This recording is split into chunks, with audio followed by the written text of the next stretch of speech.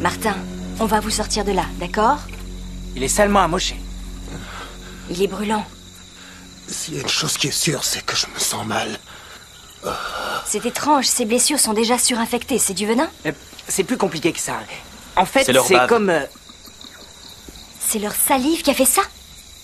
Leur bave est une sorte de bouillon de culture où on retrouve des germes saprophytes, tels que la Proteus morgani et la Proteus mirabilis. Vous vous rendez compte, c'est dingue. La Proteus mirabilis.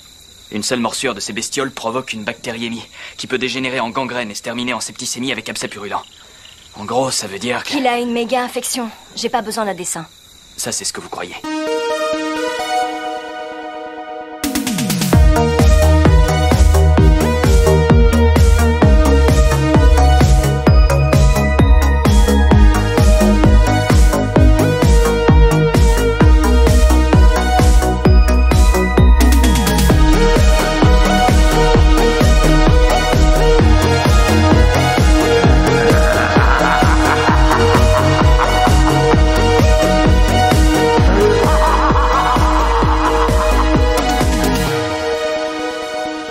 Bonjour à tous et à toutes et bienvenue dans ce nouvel épisode de Jumpscare. Nous sommes à la fin des années 90 et au début des années 2000. Un étrange moment dans l'histoire du cinéma d'horreur où les cinéphiles ont pu voir leur rayon de vidéoclub commencer à se faire envahir par des hordes de films d'horreur tournant autour des reptiles géants.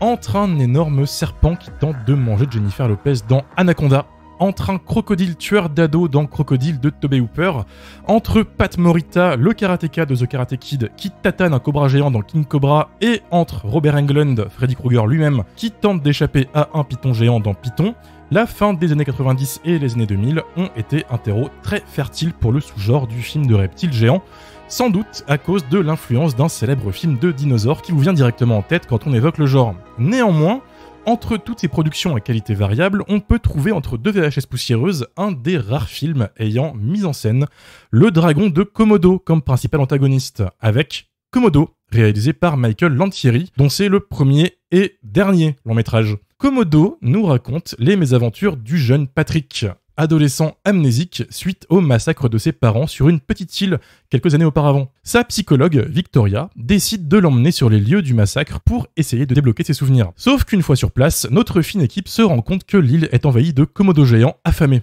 Les mêmes komodos qui ont dévoré la famille de Patrick il y a quelques années. Alors que Victoria et d'autres survivants tentent de fuir l'île, Patrick décide de fuir dans la forêt pour se la jouer Schwarzenegger dans Predator et péter la gueule aux komodos.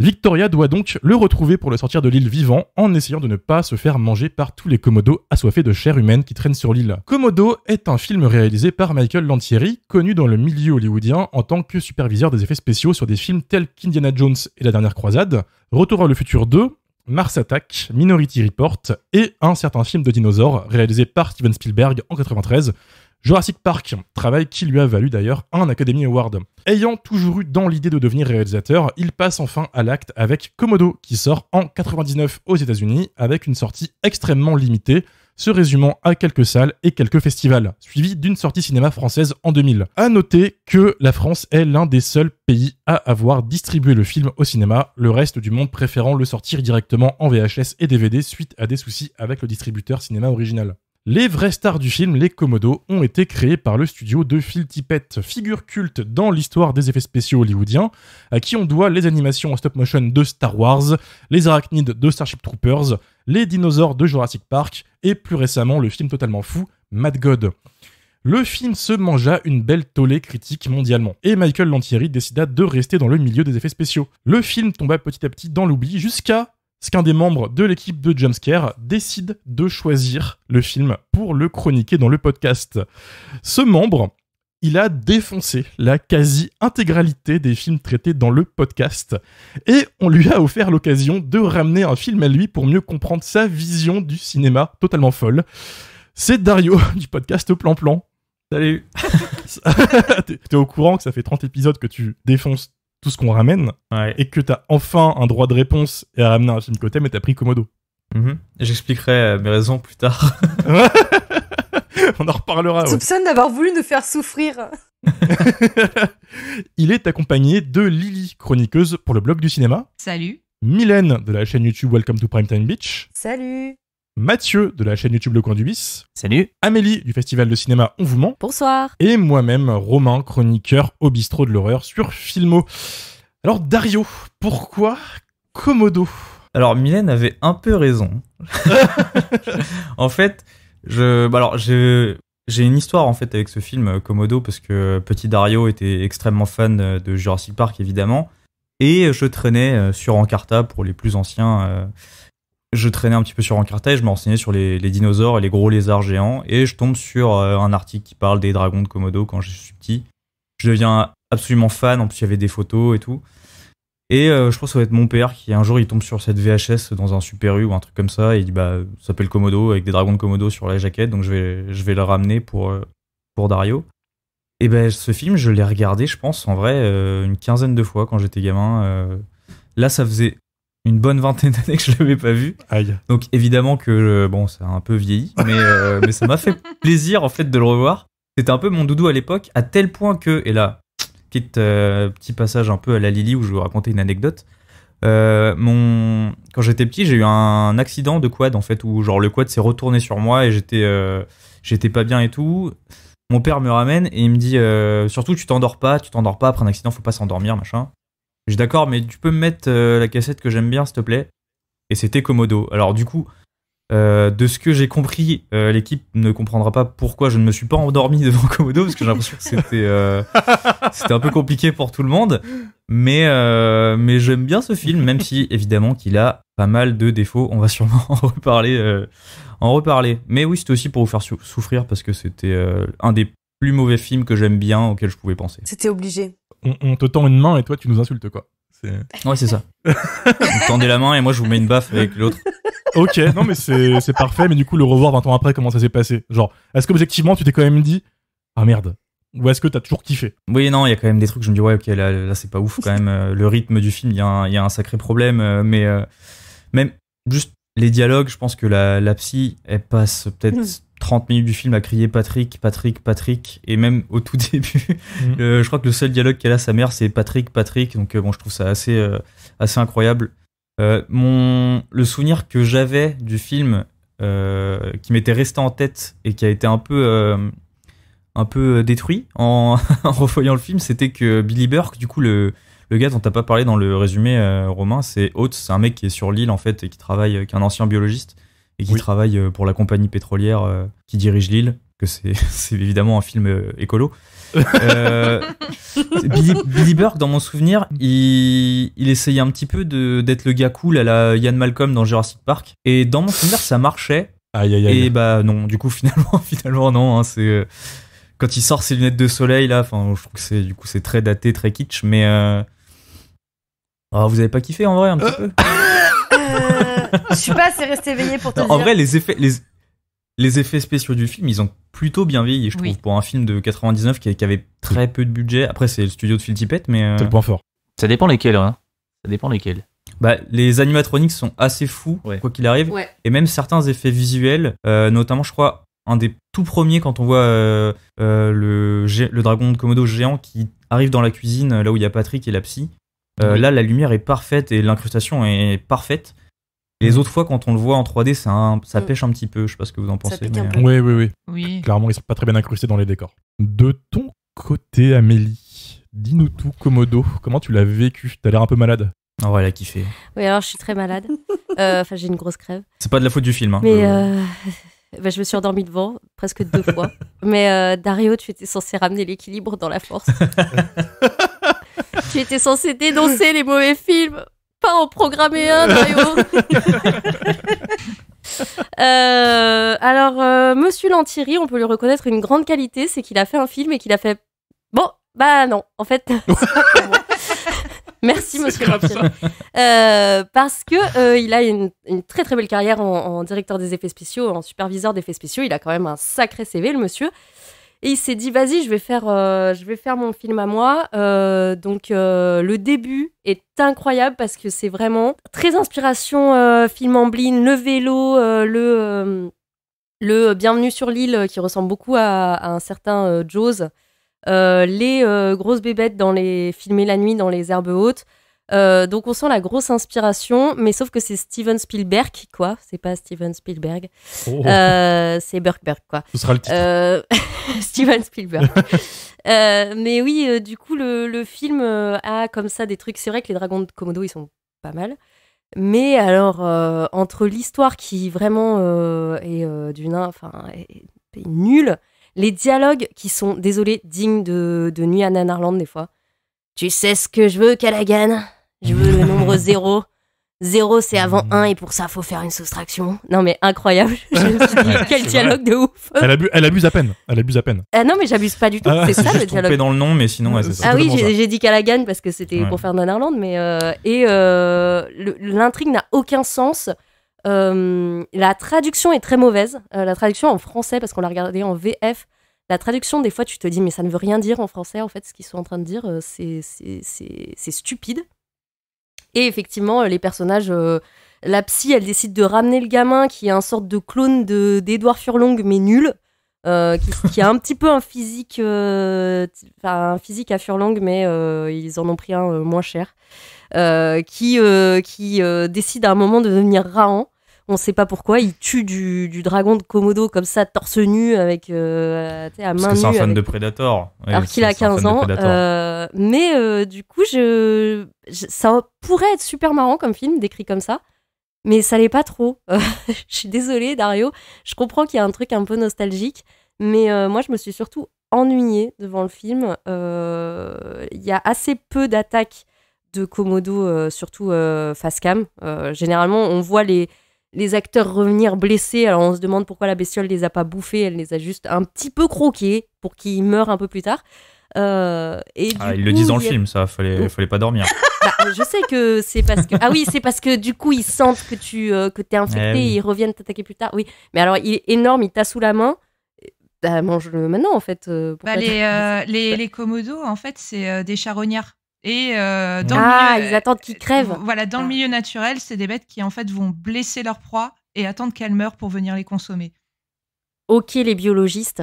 Pardon. J'avais pas saisi. Moi, je me disais que dans un film de monstres, j'avais surtout envie de voir des monstres qui mangent des gens.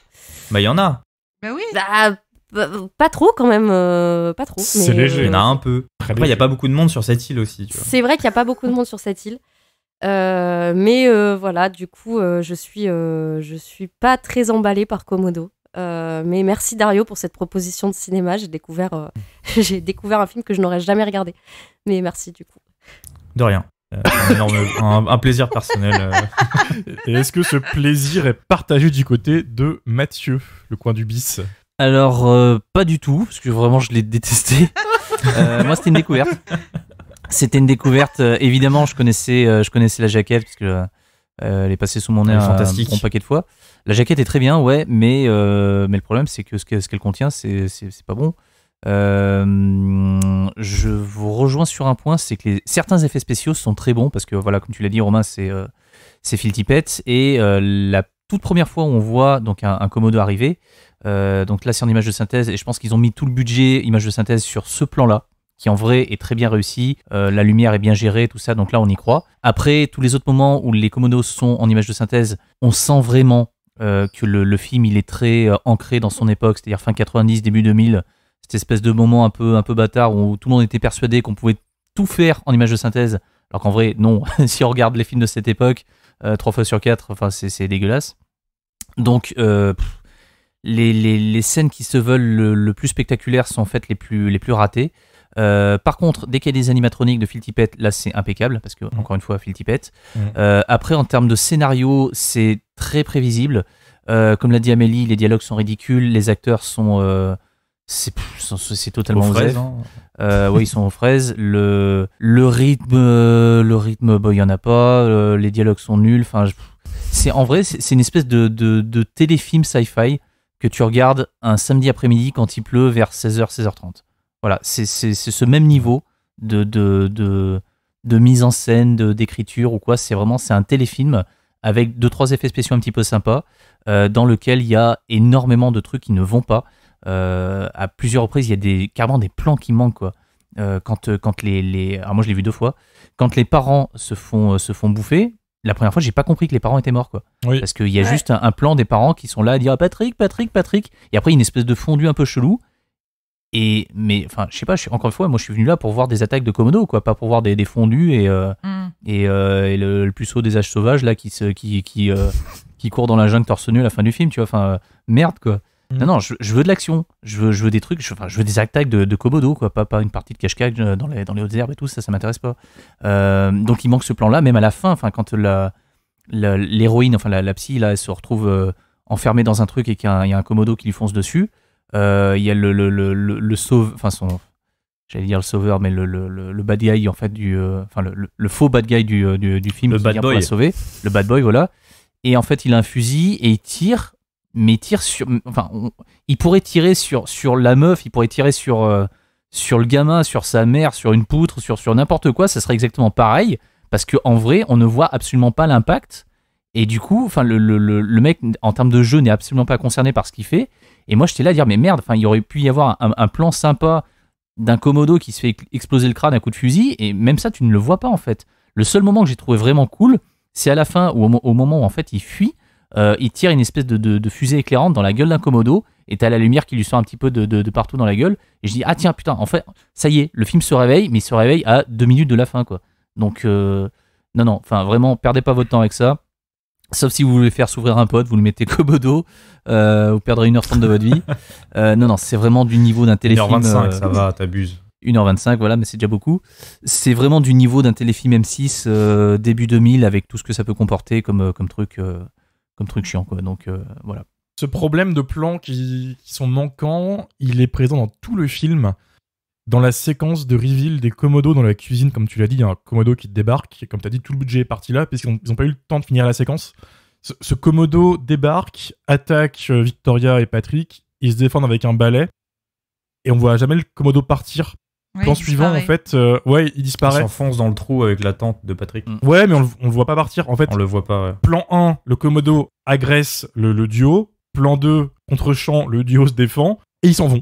Parce qu'il est parti. Il manque des contre-champs, il manque des trucs. Je sais pas ce qui s'est passé, je sais pas s'il y a des soucis de montage. Peut-être manque d'argent, manque de temps, parce que c'est une production chaotique. Il n'y a pas grand-chose qui a fuité sur la production. Pas un gros budget, c'était 15 millions de dollars aussi. Pas oublier ça. Donc ce souci de plan qui manque, super étrange. Surtout qu'on sent une économie de moyens, je trouve, dans le film, et ça, c'est plutôt une bonne chose pour le film, si je peux, le défendre premier degré. Juste. T'es déjà en train de mourir sur la colline, mec. Te justifie pas. Non, mais tu vois, genre, pour le défendre premier degré, on sent une économie de moyens tout le temps. Genre, en vrai, les plans dans les hautes herbes et tout, ça fait un peu cheap, mais ça a quand même un peu de gueule en termes de mise en scène. Il y a de la lumière, etc. C'est pas non plus du Spielberg, mais on sent quand même qu'il savait à peu près ce qu'il faisait. C'est Spielberg, comme elle a dit Amélie. Il y a quand même pas assez de Komodo pour un film de Komodo, quoi. C'est un peu ça le problème. Park, il y avait quoi, 14 minutes de dinosaures, je pense qu'ils se sont dit ça. On va faire comme Jurassic Park. Tu vois quand même beaucoup plus les dinosaures dans Jurassic Park et ils font plus de choses. Oui, non mais bien sûr. Après, je suis pas en train de comparer Komodo et Jurassic Park pour eux non plus, hein, faut pas. Merci Mathieu pour ton opinion, ça commence pas bien. Mylène, est-ce que toi tu as aimé Komodo ? Alors, déjà j'aime pas les films de crocodiles, de lézards et tout, tous ces trucs-là, là ça me saoule. C'est plus mon ami. C'est vraiment un genre que j'aime pas. Désolée Lily, tu le sais. À cause de toi, j'ai acheté Crocodile 1 et 2 en 4K alors que je sais que j'aime pas ce film, alors voilà, c'est ça l'amitié. Alligator. Non, c'est Alligator, voilà, acheté. voilà. Ne voilà. confonds pas. Non mais c'est mon talent caché. D'ailleurs, moi Komodo, je l'ai appelé Kokomo durant toute l'intégralité de la semaine. C'était incroyable. Ce qui fait que dans ma tête, il y a un truc qui s'est depuis 3 semaines. Il y a un truc qui s'est créé. J'ai la musique des Beach Boys avec la pochette de Cocktail qui se mélange avec la pochette de Komodo. Et du coup, donc ça a bien commencé. Je me suis dit, c'est pas mal, je suis dans l'ambiance. Et puis, c'est quand j'ai lancé le film que ça a commencé à pas être la même ambiance. Parce qu'effectivement, Mathieu... Ça, c'est pour les photoshopeurs du SAV de Jumpscare sur S'il Discord. vous plaît, faites-moi la pochette et remplacez la tête de Tom Cruise par un Komodo, je vous en supplie. S'il vous plaît. Merci. Si quelqu'un sait faire ça, merci, voilà. Merci d'avance. Mais ouais, non, le film, ça a été compliqué, en fait. Mathieu, il a raison, c'est un téléfilm M6. En plus, je l'ai regardé à chaque fois en début d'après-midi. Et ça m'a fait vraiment le même effet. J'ai eu l'impression d'avoir zappé sur la télé, d'être tombée à la moitié du film sur un truc vraiment pourri et de me dire mais qu'est-ce que je regarde, comme disait Amélie, les dialogues sont complètement pétés et à un moment donné je me suis même dit, mais en fait, est-ce que je suis vraiment en train de regarder un film de monstre, un film d'horreur, en fait. J'ai l'impression que le film se prend pour ce qu'il est pas. Et d'ailleurs, quand j'ai regardé le making-of, je me suis un peu fait marrer toute seule, parce que ils sont tous en train de dire, non, mais c'est pas vraiment un film d'horreur, c'est un peu un drame psychologique. D'ailleurs, on est là un peu sur la psyché de l'enfant. J'étais là, waouh, j'ai pas vu la même chose, moi. Et du coup, au deuxième visionnage, quand je l'ai revu, là, il y a un deuxième effet qui s'est créé, parce que en plus de Kokomo, ce qui s'est passé, c'est que je trouve que l'instrumental derrière les scènes touchantes, donc de drame psychologique, ressemble à la musique de Pierre Bachelet, Les Corons. Donc à chaque fois que ça se lançait, j'avais la musique de Pierre Bachelet qui se lançait derrière. Bref, j'ai très mal vécu ce film. Franchement, j'ai rien compris. Je me suis endormie à des endroits étranges. Donc en fait, des fois, j'avais vraiment du mal à reprendre l'action. À un moment, je me suis réveillée. C'était la fin du film et j'étais là, mais merde, il s'est passé combien de temps ? Bref, je suis désolée, Dario, j'ai tout donné, je l'ai vu 2 fois quand même. Mais en fait, ce qu'il en ressort, c'est juste une playlist. Là, je me suis fait une... Tu sais pas à quel point ça me fait plaisir ce que tu dis. En fait, tu voulais juste... Que du coup, un film que j'ai choisi parce que je savais que c'était pas très bon, que toi, t'as dû le regarder 2 fois, et Mathieu et Amélie aussi. Vraiment, vous avez réalisé mon rêve. Mais en fait, t'es horrible parce que tu te rends compte quand même qu'on a fait l'effort de se dire, on s'est endormi, on l'a regardé 2 fois parce que moi, je me suis dit, c'est pas mon genre, mais si Dario l'a choisi, c'est que ça va être une petite surprise, il y aura un petit truc dedans. Donc en fait, au début, je m'en suis presque voulu de trouver que c'était de la merde, tu vois. Au début, je me suis dit, non, si Dario l'a choisi, c'est que c'est forcément un film bien. Et après, je me suis dit, quelle non, erreur. En fait, juste, il a pris le film le plus pourri de son enfance pour nous faire souffrir. Mais j'ai compris ça. Mais que j'aime bien premier degré. Hein, mais que tu j'aime voulais bien quand même degré. qu'on souffre, quoi. Il y avait quand même un dessin assez... voilà. Non, il y avait... Pareil, je me suis dit, non mais peut-être que techniquement le film est incroyable, tu vois. Peut-être dans la construction des plans, dans les mouvements de caméra, je sais que Dario... Il aime bien les trucs un peu techniques et tout. Puis au bout d'un moment, je me suis dit, mais non, c'est juste. Ou t'allais nous lâcher une analyse de psychopathe pour le défendre, tu sais, genre. Ouais, non, en vrai, il y a un élément que j'ai pas, tu vois. En vrai, Dario, il a juste mauvais goût, hein. Ça se trouve, c'est ça. C'est possible, hein. Peut-être que j'ai tort depuis le début, hein. Depuis le début de Jumpscare. Là, il y a beaucoup d'auditeurs qui viennent de faire dans leur écouteur, tu sais. Non, mais par contre, on a trouvé un super somnifère en vrai, parce que moi, j'ai vraiment. La première fois, quand même, j'étais assise et tout, j'étais vraiment pas en position pour m'endormir, et j'ai réussi à faire du semi-sommeil et visionnage du film. Donc, il y a quand même un truc, hein. C'est peut-être un film qui est très bon pour l'hypnose. Hein. Voilà, il y a ça sur la jaquette, des vertus thérapeutiques. Accident de quad, Kokomo. C'est voilà. Exactement. Tu vois, Kokomo. C'est un massacre. Lily, toi, t'es plus fan des films de reptiles, alligator, crocodile, tout ça. Est-ce que Komodo, ça a marché sur toi ? Alors, oui, effectivement, moi, c'est complètement mon kink, j'adore ça. Et plus largement, j'adore les sauriens et les reptiles. Pareil, comme toi, Dario, j'allais sur Encarta me renseigner sur les varans, les lézards, tout ça. Mais Komodo, c'était quand même un petit peu mieux dans mon souvenir. Voilà, désolée. Pareil. Je me souvenais pas que le film mettait aussi longtemps à se mettre en place. La première attaque de Komodo visible, le reveal dont a parlé Mathieu, elle arrive à très exactement 38 minutes et 32 secondes, ce qui est extrêmement tardif pour un film d'attaque animale d'1h25. Et pendant le premier quart du film, tout se passe hors champ pour qu'on voit pas trop la bestiole. Alors, c'est assez bien mis en scène, mais c'est très certainement aussi pour des questions de budget. Puis, comme vous l'avez dit, ça veut aussi imiter Spielberg sur Jurassic Park, voire même sur Les Dents de la Mer, où tu as une longue mise en tension, où l'on installe la menace, où on nous montre et on nous explique à quel point l'animal est dangereux, pour que la première grande attaque du monstre soit encore plus exaltante. Or là, l'intrigue, elle est un peu trop cousue de fil blanc pour que ça fonctionne, et on essaye de préserver le mystère autour des bestioles. Du coup, hormis des enlèvements hors champ, on n'a pas beaucoup d'éléments pour nous décrire la menace, et c'est dommage parce que le dragon de Komodo, c'est vraiment un animal exceptionnel. C'est un véritable monstre de la vie réelle avec un gros potentiel cinématographique. Donc, moi, quand je mets ma cassette dans le magnéto et que le film il s'appelle Komodo, il y a une promesse que je viens chercher. C'est pas la peine d'essayer de me surprendre à 40 minutes en mode Tintin. En fait, il y avait des varans de Komodo sur l'île, tu t'en doutais pas. Ben si, je m'en doutais. Voilà. Puis il y a plein d'autres choses qui vont pas. Le gamin, il joue tellement mal qu'il en devient ridicule. En plus, le personnage est atrocement mal écrit. Comme vous l'avez dit, il passe en un claquement de doigts du gars multi-traumatisé et mutique à Rambo, le mercenaire tueur de lézards. Vraiment, moi, il y a un moment, j'ai cru qu'il allait se retourner vers les Varans et leur dire « Toi, tu es mon père, prépare-toi à mourir. » Tu vois. J'ai vraiment pensé à ça. Mais parce que le gros problème de Komodo, c'est vraiment l'écriture. Enfin, en tout cas, de mon point de vue, je comprends pas c'est quoi le métier de la nana qui s'occupe du gosse. C'est quoi ce métier-là? Et comment personne n'est tombé sur des dragons de Komodo de 2 mètres de long après la disparition des parents? C'est quand même pas discret comme bête. Et puis c'est varin. Parce qu'ils ont voulu étouffer l'affaire et qu'il n'y a plus personne sur l'île. Ouais, mais il y a une disparition, il y a un moment on se pose des questions. C'est quand même difficile de rater un lézard géant de 2 mètres, quoi. Enfin voilà. Et puis, est-ce qu'ils ont muté à cause du pétrole ou pas? Parce qu'on nous montre les œufs qui tombent près des bidons de pétrole au début. Ça a l'air d'être important, mais pourtant, c'est des varans tout à fait normaux.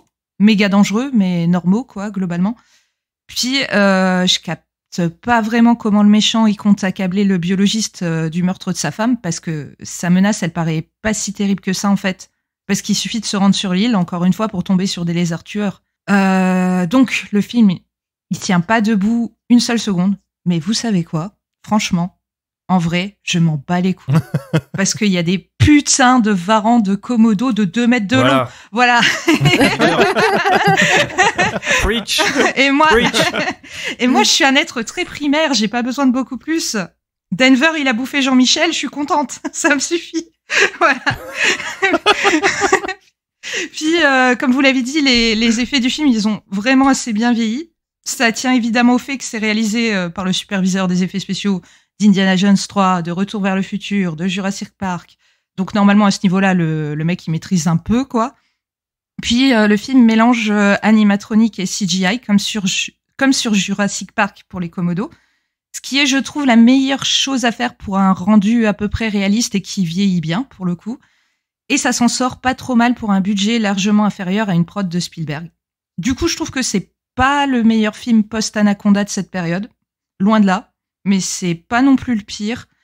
Puis ça reste un petit bonbon nostalgique de son époque pour ceux qui l'ont vécu, donc pour les dégénérés comme moi qui aiment bien les sauriens mangeurs d'hommes, ça reste un spectacle assez divertissant. Et je suis heureuse de m'entendre enfin avec Dario sur un tel chef-d'œuvre. Voilà. Après Nécromantique, c'est Komodo, le film de notre réconciliation. Voilà. Je trouve ça magnifique. Il aurait cru. Voilà. Il eût cru. Merci, Dario.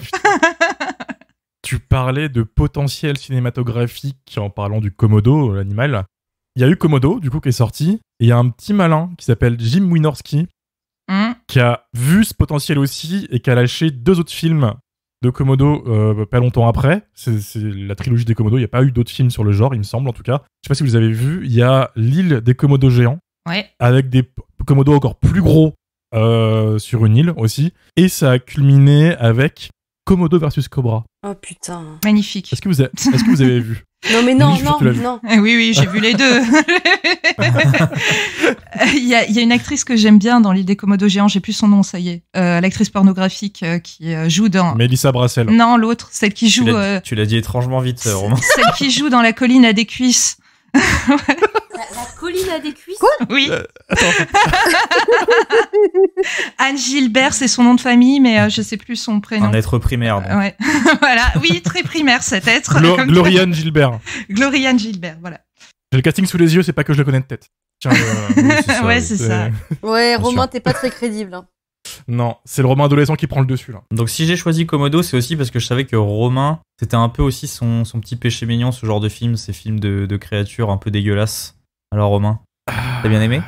Écoute, compliqué tout ça. Ce qui s'est passé... Me trahis pas. Je veux pas te trahir, je veux pas me faire d'ennemis ce soir. J'ai vu Komodo comme toi quand j'étais tout petit à l'époque des vidéoclubs. C'est une VHS qu'on a tous croisé au vidéoclub parce que la jaquette est tue. T'as 3 gros Komodo qui te sautent dessus, t'es en mode « Ouah, trop bien » quand t'es gamin. Quand je l'ai enfin vu, visiblement j'avais kiffé parce que j'avais un bon souvenir du film.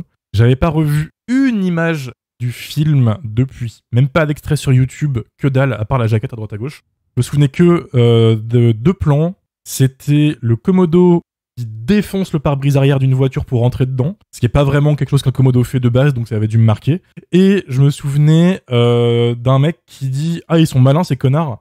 Et il y a une queue de Komodo qui disparaît dans les hautes herbes d'un côté. En mode ils sont observés, tu vois, tout ça. Je me souvenais que de ça. Je me suis dit écoute, ça va le faire. Je me jette vraiment saut de l'ange, tu vois, en mode je te fais confiance. En plus, j'étais content d'en parler, ça pile dans la ligne éditoriale du podcast, tu vois. Et ça fait partie de ces films qui sont faits par des superviseurs VFX. Et il y a du lourd, en vrai, dans les années 90. Dans les années 90, avec ça, il y a Tom Savini qui avait fait La Nuit des Morts Vivants, qui est très bien, d'ailleurs, au passage, comme remake, un des meilleurs remakes de La Nuit des Morts Vivants. Phil Tippett lui-même avait fait la suite de Starship Troopers. Aussi. Qui est pas très très bien. Ouais, mais qui est belle au niveau des effets spéciaux. Ouais. Comme quoi, tu vois, il y a toujours un truc. Il y avait les frères Kyodo, qui sont connus pour avoir fait Critters, c'est les clowns tueurs revenus d'ailleurs. C'est chouette. Ils sont à la fois des mecs qui font des effets spéciaux et la réalisation, et qui ont aussi fait Marcel le coquillage cette année. Ah mais oui. C'est eux qui ont animé Marcel, tu vois, Vive donc Marcel. ils sont dans le game avec d'autres projets. Voilà, Marcel, on peut le placer, donc on en profite. Marcel Antenne. Marcel le coquillage. Allez voir Marcel, c'est trop bien. Marcel. C'est ça, achetez le Blu-ray, ça sort bientôt, c'est le feu. Oui, c'est vrai. Je suis tellement content d'avoir choisi Komodo si on peut parler de Marcel The Shell grâce à ça. C'est bon. Komodo, ce qui m'a choqué directement, passer la nostalgie très agréable de remettre ce DVD pourri dans mon lecteur, c'est que c'est chiant à mourir, malheureusement. Ça m'a rappelé un truc très précis, c'est les productions nu-images. Oui, Crocodile. Crocodile, la trilogie Shark Attack, Tout à fait. Spiders 1 et 2 putain, aussi, c'est pour vous mes bros fans d'araignées géantes. La série des Predator Man, Mosquito Man, tout ça. Pour ceux qui nous écoutent et qui connaissent pas, c'est une boîte qui est spécialisée dans la série B, bas budget, qui doit faire max de thunes dans les vidéoclubs ou en VOD, avec le moins de moyens mis en place à l'écran, mais il faut que ça vende, avec une grosse passion pour les agressions animales à l'écran, donc forcément ça m'a fait penser à ça. Et c'est exactement ce genre de production en termes d'écriture, de protagonistes, de personnages, de scénario, vraiment quoi. Le méchant, il est méchant parce qu'il contrôle un truc pétrolier, le gentil, il est un peu méchant au premier abord, mais en fait il a un grand cœur dessous. C'est vraiment des archétypes que tu vois dans ce genre de série B pourri. C'est filmé comme tel aussi, hein, c'est un plan large, un plan serré, t'auras pas plus de tout le film. Et tout ça, c'est avec les moyens d'une production un peu plus grande quand même. Donc, t'as ces moments lunaires où t'as un Komodo hyper bien fait qui débarque dans ce genre de production qui est pas censé voir ce genre de créatures. Tu vois, souvent, c'est des animatroniques dégueulasses ou des CGI immondes. Et là, t'as justement le reveal du Komodo qui est trop bien. Mais en dehors de ces performances-là, c'est-à-dire qu'il doit y avoir 3 minutes de Komodo dans le film, à tout péter. Et ils sont pas tout le temps vraiment à l'écran. On en voit 2 ou 3 en gros. Mais des fois, ils sont cachés derrière des rideaux. Des fois, on voit que leur gueule. Ils sont dans l'économie de moyens, comme t'as dit Dario, et en fait, ça sauve pas le film, quoi. Là où des mecs, ou des films comme Anaconda savent que la star, c'est leur film, la star, c'est leur serpent, plutôt, désolé, je suis fatigué. Bah là, on a rien à se mettre sous la dent, quoi, et c'est déplorable. Le seul truc qui m'a vraiment fait kiffer, c'est le meilleur personnage du film, c'est le shérif, qui a 2 séquences. Ce mec, je refuse de croire que c'est autre chose qu'un mec qui s'est pointé à l'improviste en sortant de soirée, bourré de la veille, sur un plateau, et ils l'ont pris en mode « ouais, vas-y ». À la fin, quand les personnages sortent de l'île, sont défoncés, t'en as un qui a la main qui est infectée, t'en as une autre qui est en sang et tout, qu'elle soit par terre, t'as le gamin qui est torse nu, on sait pas pourquoi, et t'as le shérif qui arrive. Le gamin qui est à poil. Ouais. Oui, c'est ça. Le shérif qui passe et qui fait « dure nuit, hein ». Qui fait ça, tu vois, genre, légende. Le mec, il s'en bat les couilles. Il est au-dessus du film, tu vois. Et ça m'a fait rire. Mais c'est que vraiment 30 secondes dans un film qui est quand même affreusement chiant, malheureusement. Mais si grâce à ce film-là on a eu l'île des Komodos géants et Komodo versus Cobra derrière, je peux pas non plus lui en vouloir à 100%. Il y a en plus Kevin Zegers qui joue Patrick. Ce gamin, sa tête, il me disait un truc tout le long du film et j'ai tilté au milieu que c'est Xerxes dans 300. Mais non. Si. Et il a fait plein de rom-com aussi, hein. Plein de vieilles rom-com en Aussi, direct ouais, ouais. DVD. Hein. Ouais, il a une grosse carrière en fait, ce gamin, il commençait à peine, mais et à un moment il se met debout et l'angle Xerxes 300, je vérifie, putain ouais, c'est lui. Ah ouais. Il a tourné aussi avec Zack Snyder dans son remake de Zombie, L'Armée des Morts. On fait tous des erreurs. Il joue un gamin. L'Armée des Morts, ça passe. Très bien, bien mieux que Je préfère Kokomo. Komodo à n'importe quel film de Zack Snyder. Hein. Pardon, excusez-moi. Il a réussi à prendre un film de gauche pour en faire un film de droite, mais c'est un gros débat. Et voilà, ça m'a juste fait rire. Tu vois, c'est des petits instants nostalgiques comme ça, et tu dis, oh putain, ça existe ça. Mais voilà, ça devrait rester ça en fait, et se confronter à ce doudou dans le cas présent, c'était pas la bonne idée. Alors c'est toujours intéressant de se confronter au doudou parce que tu te dis putain, j'adorais ça quand j'étais petit, puis en fait tu te dis putain c'est de la merde. Voilà, tu grandis, t'évolues, c'est normal. Mais j'aurais aimé que Komodo reste un souvenir d'enfance un peu lointain et un peu agréable, et au final ça devient 1h30 à lutter pour une sieste, contre une sieste. C'est dommage. Je suis hyper content, ça me crée des nouveaux souvenirs d'adultes. J'ai réussi à faire souffrir mes amis. Je suis super content. Moi, j'ai pas trop souffert. Hein. Mais tu sais, c'est dur de me faire souffrir. Hein, c'est... Oui, c'est vrai que ciné romantique, c'est ton kiff déjà. Voilà. T'es tout terrain, Lily. Ah, j'ai vu Lily Comme mon quitter quad. une fois une salle de cinéma, mais c'était assez exceptionnel. C'était pour quel film? C'était à Nanarland, le film indien, elle a craqué. Ah ouais, Ah oui, ouais, c'est là où on s'est croisés dans le hall du Grand Rex, en plus. Romain, il avait abandonné dès le début. Hein. Il est parti au McDo. Oui, le film indien du Grand Rex, il y avait un problème de température dans la salle, il faisait chaud. Je me dis, c'est l'instant parfait pour recharger un peu les batteries. Le film, il avait tout donné dès le début. C'est bon, frère flemme, tu vois, voilà. Et qui je croise au bout de 40 minutes Lily, dans le hall du Grand Rex. Enfin voilà. Komodo, c'est dommage. Je sais pas si vous voulez rajouter des choses. Si. Vas-y, rajoute Allez. des choses, Dario. Allez, Dario. Si je pouvais me permettre de donner envie aux auditeurs de quand même regarder le film malgré tout. Déjà, vous êtes courageux, c'est bien. Et deuxièmement, comme Mathieu a parlé d'un plan quand même qui est assez fou, c'est que Oates, le personnage qui est censé être un peu badass et tout, il fait décoller un hélicoptère avec une main infectée, et en même temps qu'il fait décoller l'hélicoptère, il tire dans la bouche d'un dragon de Komodo avec un pistolet avec une fusée éclairante. Fusée de détresse. Komodo qui se met à brûler de l'intérieur et qui explose. C'est quand même assez stylé. Je suis désolé. On en est là pour ça. Moi, je suis d'accord. C'est très 15 stylé. secondes réussies sur 1h25 d'ennui Non, mais absolu. laissons ce plan à Dario. Donc, si vous êtes masochiste, tentez le coup. Il y a 4 Certes. minutes réussies. Mais, et là, c'est plus une question ouverte que je vais vous poser. Est-ce que Jurassic Park 3 aurait pas un peu plagié Komodo? Si. C'est pas un peu le serpent qui se mord la queue finalement? Absolument. Je suis totalement On est d'accord avec toi. Le dinosaure qui se mord la queue, quoi. Le dinosaure qui se mord la queue ou le dragon de Komodo. Le Enfin, varan. il y a un mec qui se mord la queue à un moment. Enfin, un animal. J'ai vraiment dû dormir devant ce film alors. Et du coup, voilà, je trouve ça assez poétique que Jurassic Park 3 ait fini par plagier Komodo, alors que Komodo a essayé un peu de plagier Jurassic Park. C'est beau, c'est le cercle de la vie. Comme quoi, c'est pas juste... bon après, Jurassic Park 3, c'est peut-être un des pires films Jurassic Park, mais... Mais c'est Oula, pas- attends.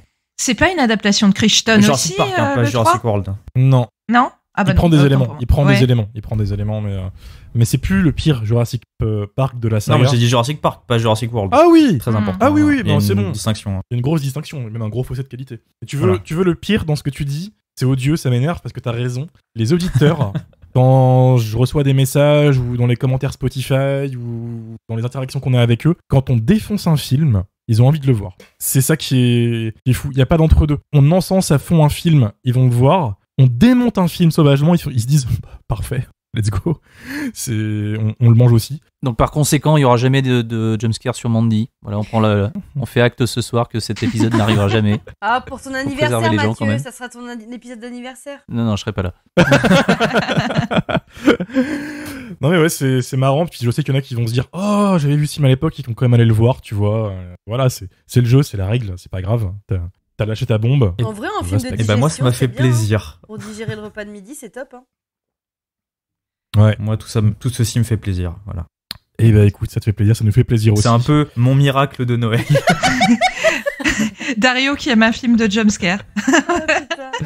Voilà. Comme quoi, ça peut Et arriver. c'est Komodo.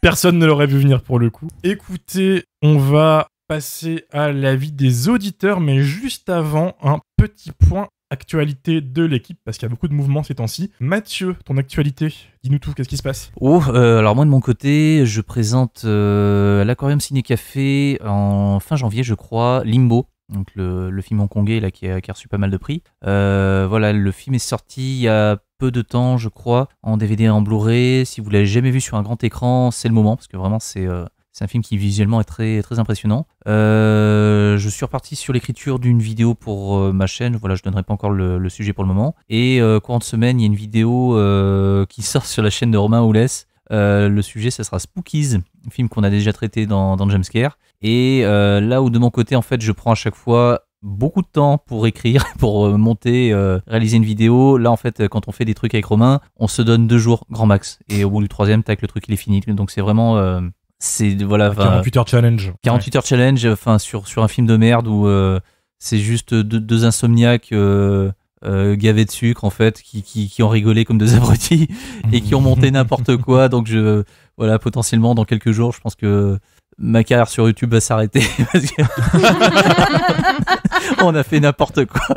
Il y a la moitié, je les assume pas. Mais voilà, une fois l'enregistrement de ce podcast terminé, je vais finir de monter la vidéo en fait avec Romain là. On va se capter en visio, je vais essayer de colmater le maximum de trous que je peux, mais je garantis pas le résultat. Ça c'est voilà, c'est l'épisode de la perte de crédibilité quoi. Totalement. Toute la réputation que j'ai passé 6 ou 7 ans à construire en fait sur YouTube, elle a explosé dans l'espace d'une vidéo. C'est beau. À cause de Spookies, putain. C'est très beau. C'est Voilà. beau, c'est beau, c'est beau. C'est bien de voir que Spookies trouve un public aussi. Et quel public. Et quel public. Amélie, de ton côté. Eh bien, pas grand-chose. Effectivement, il y a un petit partenariat entre Jumpscare et l'Aquarium Ciné Café pour les Lyonnais qui nous écoutent, dans le cadre de leur séance Mauvais Genre, où ils invitent toujours des youtubeurs, podcasteurs à présenter un film d'horreur, ou en tout cas un film de genre. Et du coup, hier, j'ai présenté The Innocents de Eskil Vogt. Voilà, donc il n'y a qu'une seule personne qui a quitté la salle. Je m'en sors bien. Un film très convivial. Très convivial et sympathique pour les petits moments en famille. Voilà, si vous avez envie de le regarder, n'hésitez pas, il est très bien. Mais je rappelle que c'est un film d'horreur. Voilà, parce que tout le monde dans la salle n'avait pas l'air prévenu, donc je préfère le rappeler. Petit choc, si vous aimez les chats, c'est pas pour vous. Oui. Dario, ton actualité de ton côté. Alors moi, pour une fois que j'ai une actu, j'en parle, ça tombe bien. Ce jeudi-là, donc nous on enregistre un lundi, mais du coup le jeudi 30 à Nantes, on va projeter un documentaire sur lequel j'ai travaillé avec un de mes meilleurs potes que Romain connaît bien, c'est des gens qu'on a rencontrés à l'école. C'est un documentaire sur une violoniste qui fait du violon dans des groupes de rock nantais, donc dans 5 ou 6 groupes différents. Donc là, quand vous écoutez le podcast, la projection c'était hier, donc j'espère que ça s'est bien passé. Et le documentaire, on va sûrement le sortir après en ligne, etc. On en reparlera quand ce sera le cas. Mais là, c'est la première projection et ensuite il y aura un petit concert. Donc j'ai hâte de le voir projeté parce que je l'ai vu évidemment, mais sur l'ordi. Et ça va être cool, je pense. Et Romain, tu viens d'ailleurs. D'après les rumeurs, je sors de ma cave. Je sors de mes montages de podcast et voir des vrais gens. Comme quoi tout arrive. Il n'y a pas de dragon de Komodo dans le documentaire, je n'ai pas précisé. Et c'est dommage, je pense. Ouais. Mylène. De mon côté, je suis en train d'écrire la seconde vidéo sur Slumber Party Massacre. Donc sur le 2 avec la guitare perceuse. Voilà. La fameuse. C'est ça, la fameuse. Et je suis aussi en train de m'atteler à l'organisation du second Stabaton. Et on va notamment annoncer le thème de la nouvelle franchise qui sera plus longue que Scream. Donc ça va durer 2 jours parce qu'il y a beaucoup de films. Et du coup, on va annoncer la prochaine franchise, donc début d'année prochaine. Voilà. Donc on va faire... Donc tu gardes le nom Stabaton. Je garde le nom Stabaton. Non, je garde le nom Stabaton, je change de franchise. Et du coup, on va bientôt tourner les teasers avec des 2 côtés de l'écran, Mehdi. Donc pour vous teaser un peu le thème de cette année. Enfin, de l'année prochaine. C'est cool, c'est cool. Enfin, un marathon Hellraiser en France. Et non, c'est Léprochaunes. Désolé, c'est Léprochaunes. C'est ce que j'allais dire, Romain, t'aurais pu placer Léprochaunes. Romain, il faut que je t'annonce quelque chose. Le cinéma de Dompierre m'a sorti il y a quelques jours. Bah pourquoi on ferait pas Léprochaunes ? J'ai fait quoi ? J'ai dit non mais ne dis pas ça avant le jumpscare parce que là il va péter un câble. Donc lui, il veut faire Léprochaunes. Voilà, tu te démerdes avec lui. Je me désolidarise de cette histoire. On va faire le léprochaunaton. Voilà, on va faire un truc ensemble. Y a pas de c'est vrai que le nom est insane. Ah, c'est ça. En fait, j'ai dit Hellraiser parce que entre Léprechaune et Hellraiser, la franchise qui est objectivement plus chiante, c'est Hellraiser. Oui. En fait, passe les premiers. Léprechaune, t'as toujours le kiff d'avoir un putain de nain zombie qui fait des tours magiques et qui court partout. C'est moins long aussi. Léprechaune 4 dans l'espace, tu vois. Hellraiser, passer le 3. Ça se prend au sérieux aussi, Hellraiser. Oui. Ouais, mais promis, Romain, c'est un jour l'enfer. on fera Léprochaunes. Promis, je te promets. Dans le podcast ou en projection ? En projection. Les deux. Les deux. Alors, oui, bah, pardon. Léprechaune, ça va être fait dans Jumpscare, c'est sûr. Saint-Patrick, à un moment, ça. Oui. C'est Ouais, acté. Vous allez devoir vous le manger, je suis désolé. Ah, j'ai hâte en lendemain de cuite. Mais il y en a 2 ou 3 qu'il faut voir. Il faudra faire une projection filtrée. met que les bons les prochaines, quoi. C'est ça. Et Komodo. Ta gueule. Accommodaton. Lily, ton actualité. Écoute, je serai aussi à l'Aquarium Café, donc en projection partenariat avec Jumpscare, en février, où je présenterai un psycho-killer movie français que j'aime beaucoup qui s'appelle Barbac, donc de et avec Fabrice Eboué. Et je commence à produire du contenu vidéo sur l'Aerobic Exploitation et ce sera disponible dans les prochaines semaines, voire mois. Voilà. Ok. Et pour finir, ma seule actu, moi c'est Jumpscare du coup. J'annonce la fin de la saison 1 de Jumpscare pour la fin décembre. Je vous préviens bien à l'avance, comme ça vous ne serez pas choqués quand ça va se terminer. On prendra un petit mois et demi de pause en janvier, début février, parce que... Oh bah oui, c'est dommage. Mais on est non-stop depuis avril, déjà, on n'a même pas pris de pause pendant l'été. On a charbonné, on va charbonner en 2024, mais là on va juste prendre un petit mois pour nous, parce que quand même, quoi, c'est du boulot tout ça, de mater tous ces films de merde. Hein, Dario? Et Komodo. Et voilà. Très bien rattrapé. De merde, et il y a Komodo. Très bien rattrapé. Voilà, on va finir en beauté. On a encore 2-3 épisodes normaux qui arrivent. Donc là, il y a Komodo. La semaine prochaine, c'est un film qu'Amélie ramène. Enfin, d'ailleurs. Depuis le temps qu'on l'attend, ce film. Bah, la dernière fois, j'avais ramené Old. Vous avez pas aimé, alors là... Ah oui. Mais là, tu ramènes un chef-d'œuvre. Voilà. C'est toi qui l'as... Voilà. C'est vrai.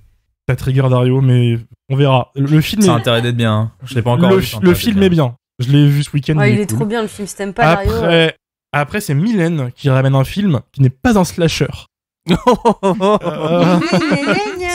C'est pas Scream. C'est pas Scream, non, c'est... C'est Alligator. On verra. C'est Cocktail. Les 2 derniers épisodes, c'est des épisodes un peu plus spéciaux. Il y aura une foire aux questions, une FAQ. Donc vous pouvez déjà commencer à réfléchir aux questions que vous voulez poser à l'équipe. Ça peut être sur le cinéma d'horreur, l'évolution du genre, sur Jumpscare, sur le podcast, sur qui nous sommes, peut-être, parce qu'on s'est jamais présenté. Pourquoi finalement. Scream, c'est trop bien? Pourquoi Scream 1, c'est trop bien? Voilà. Commencez à réfléchir là-dessus. On fera des posts sur Instagram, dans le podcast et tout. Enfin, vous pourrez pas louper les publications, le moment venu pour poser les questions. Mais voilà. Et ça, ce sera ensuite le dernier épisode de la saison. Qui n'est pas encore dans les tuyaux. On a une idée de ce que ça va être. Ça va être un bel épisode normalement. On peut pas trop en dire plus. Donc voilà. On va passer à l'avis des auditeurs. Qui a été un peu salé. Un petit peu, bizarrement. T'as trauma quelques auditeurs, Dario. Oh. Zen Kishik a envoyé « Vu quand j'étais jeune, le film m'avait surpris à l'époque, car un film, surtout d'horreur, sur des dragons de Komodo, ce n'était pas courant. Et en le revoyant, quelle erreur ça a été. Un film très moyen qui démarre lentement avec des personnages insipides. » Voilà, dans ta gueule. Oui. Julien Fabien, je l'ai vu à sa sortie au cinéma. Je pense que c'est l'un des pires films que j'ai vu au ciné. C'est le plus mauvais des films de monstres de l'époque. Et je crois aussi que c'est la première fois que j'ai espéré que les monstres mangent tout le monde et que le film se termine. Je trouve un peu dur. mais il y a des varans de Komodo de 2 mètres dedans. Voilà. Ça suffit. Voilà. Et il y en a un qui crache du feu à la fin. Exactement. C'est des dragons de Komodo. Il y en a un qui crache du feu à la fin. C'est vrai. J'ai pas fait gaffe à la métaphore, mais oui, littéralement. Ils sont forts. Par contre, c'est vrai que en fait, les dragons, ils passent pour les méchants, alors que c'est même pas leur faute s'ils sont là, déjà. C'est un film écolo. Et ils disent gna gna, les écolos, ils vont les protéger, alors que non, c'est pas une espèce endémique, donc ils les auraient certainement déplacés. Et du coup, les pauvres dragons de Komodo qui passent pour les antagonistes, c'est pas cool pour eux. Donc ils auraient mieux fait de manger tout le monde. Ça, c'est le tort de tous les films d'animaux, hein, finalement. Je trouve qu'Alligator est pas mal là-dessus. Parce que Alligator t'explique qu'en fait, cet animal n'avait rien à faire là. Et n'aurait jamais dû se retrouver en captivité, en fait. Donc là-dessus, Alligator est très bien écrit, mais c'est une des rares exceptions. C'est vrai que Komodo, tu comprends qu'ils ont rien à faire là, parce que t'as toute la scène au début avec le gars qui jette les œufs. Donc le film le dit pas explicitement. Oui, mais ils sont quand même perçus comme les méchants, tu vois. Dans Alligator, t'as tout ce truc où ils veulent pas tuer la bête, tu vois. Parce que c'est une bête exceptionnelle. Enfin, voilà. Le biologiste, c'est un peu ça aussi à la base. Oui, c'est vrai. Désolé, mais Komodo, c'est bien écrit quand même. Non, je peux pas aller aussi loin. Un bon film qui gère bien ça aussi, et je suis un peu second degré en disant ça, c'est Anaconda. Il s'est dit, putain, c'est les humains qui vont faire chier l'Anaconda. Comment est-ce qu'on rend l'Anaconda vraiment méchant? Si vous regardez comment il est fait au niveau du design, il a les sourcils un peu froncés, en mode un peu méchant, en mode je suis un méchant anaconda. Donc les gens se disent automatiquement, il est méchant en fait. Et ça passe trop bien, je trouve. T'as un anaconda qui fronce les sourcils alors qu'il a pas de sourcils tout le long d'un film. C'est vrai. Alors que les Komodos, ils ont un peu les yeux plissés. Je sais pas si vous avez remarqué, on dirait soit qu'ils sont un peu stone, soit qu'ils préparent un mauvais coup. Ils sont défoncés. Quand ils sont en animatronique, on dirait qu'ils préparent un sale coup. Moi, je trouve qu'ils ont l'air défoncés. Ouais, ils ont se frotter les mains comme ça, là, tu vois. Ils marchent pas que dans l'herbe, je pense qu'ils font autre chose avec l'herbe, clairement. T'as un plan de Victoria qui marche dans les hautes herbes et t'as un plan justement dessous, caché près du sol, d'un Komodo qui l'observe. Et genre, il l'observe pas, il regarde en l'air en mode comme ça, tu vois. Il est défoncé, le Komodo. Il est en pleine fonce dalle. C'est ça. Non, mais en vrai, il inhale du pétrole depuis 4 ans, donc c'est normal. Hein. Tu m'étonnes, tu l'es défoncé, Komodo. C'est un film bien plus profond que ce qu'on peut croire. Oui. C'est un drame psychologique. Les dangers du pétrole sur la faune reptile. Morble Mello a écrit « Bon, autant les bestioles ça fonctionne par moment, autant le reste est calamiteux. Aucune tension, aucun moment horrifique, les acteurs sont aux fraises. Mention spéciale aux gamins aussi expressifs qu'une enclume. Et à Billy Burke, aussi désespéré que dans Twilight. » Faut manger. Eh oui. Ouais, mais il y a des varans de 2 mètres dedans. Donc, il y en a un qui crache du feu à la fin parce que c'est des dragons. Mais non, c'est bon. Non, j'ai déjà dit ça. C'est vrai qu'il y a... Ah oui, petit Buster. Ouais, le petit il mange chien. le Bah oui, chien. Ouais. On en parle dans le prochain avis. Ronan Barr qui a écrit « Ils sont choupis les Komodos, mais rip le chien au début du film. D'ailleurs, le héros, c'est le mec de Air Bud. Voilà. Mais oui. Mais je savais même pas, j'adore Air Bud.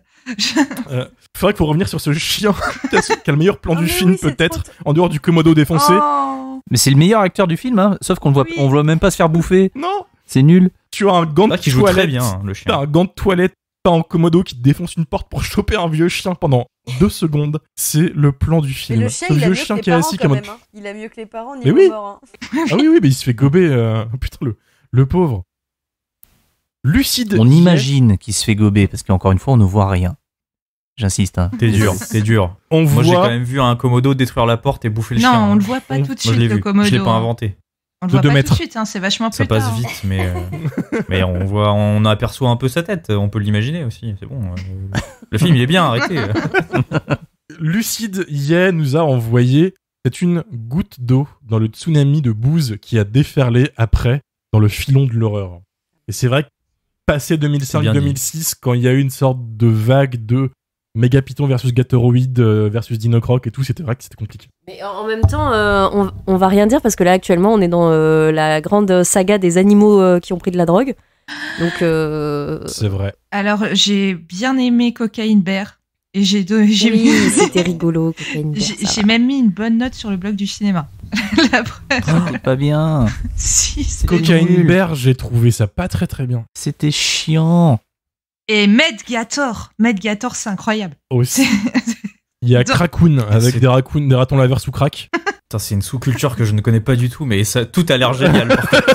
Vous l'avez vu, le slasher avec des paresseux qui tuent des gens dans une sororité? Oui. Non, j'ai pas vu. Oui. C'était bien trop nul, mais j'ai kiffé. Très drôle, premier degré, c'est tellement con. Grave. Bérénice FRC a écrit « Bien dormi, 2 étoiles sur 5 pour le boulot de Phil Tippett. Regardez Mad God. » Qui a vu Mad God de Phil Tippett? Bah nous, hein. Nous, tout le monde. Moi je l'ai vu, je préfère Komodo, là je le dis. Ta gueule, déjà. Je le dis premier degré. Et vraiment, je le dis premier degré. Mathieu prend la critique vite. Alors ouais, j'ai vu Mad God il y a un petit moment parce qu'il était passé au Festival des hallucinations collectives à Lyon. Donc on l'a vu sur un grand écran. Le film depuis est sorti en DVD, en Blu-ray chez Carlotta dans une très belle édition. Faut être prévenu un minimum de ce que l'on regarde parce que c'est un film qui n'a pas vraiment de narration au sens propre. C'est vraiment une succession de scènes avec des monstres et des personnages qui sont tous en stop motion. Il y a quelques vrais acteurs dans le film. Il y a notamment Alex Cox qui est un réalisateur qui fait une très très courte apparition dans le film. Si on tend l'oreille, on entend quelques voix un petit peu connues des amateurs de genre, notamment, je crois, Alexandre Poncet, qui a sorti un long documentaire sur Phil Tippett un petit peu de temps avant, et qui a assisté aussi à pas mal de moments de tournage de fin de tournage plutôt de Mad God, parce que c'est un truc qui traînait depuis très très très très longtemps. Je crois que le film a mis quasiment 30 ans à se faire. Voilà, c'est limite en fait un film expérimental, mais pour toutes les personnes en fait qui s'intéressent de près ou de loin aux effets spéciaux, et notamment aux effets spéciaux image par image, la stop motion, c'est un immanquable. Il faut absolument voir ce film. On comprend pas tout, mais par contre, il n'y a aucun équivalent dans l'histoire du cinéma. Par contre, et c'est mieux que Komodo. C'est tout ou rien, c'est soit tu décroches totalement, soit tu vis ta meilleure vie devant le film, quoi. Il n'y a vraiment pas de juste milieu. Ça dépend, parce que moi, au début, j'ai eu vachement de mal à rentrer dedans, et il y a une ou deux scènes qui m'ont vraiment scotché à mon siège, quoi. Donc, c'est pas si radical que ça, tu vois. J'ai décroché au milieu, moi. Ouais, mais je peux comprendre. Dès qu'il y a du live action. Bon, là, on parle plus de Komodo, ça m'agace un peu. Tu vois, Mad God, le gros défaut, c'est qu'il n'y a pas de varan de 2 mètres. Ah oui, voilà. Qui crachent du feu à la fin parce que ce sont des dragons. Voilà. Aussi. Donc j'étais déçue. Voilà. On revient sur Komodo. Écoute, The Shape Halloween a juste dit naze. Voilà. Rabat-joie. Ouais. Day of December, on finira avec son avis, a écrit « C'est mon Jurassic Park 3 à moi ». Oh. C'est vrai. Et c'est mignon. Je pense que c'est Dario qui l'a écrit. Non, j'ai écrit autre chose par contre. Oui. Moi, tu veux en parler oui. Alors oui, Dario a envoyé, je suis sûr que Mylène a écrit Kokomo. 2 heures avant, j'ai reçu Mylène qui m'a écrit Kokomo. Du coup, Romain m'a envoyé la capture d'écran. Et voilà. Attends. La fatigue, les nerfs qui lâchent. C'est bon.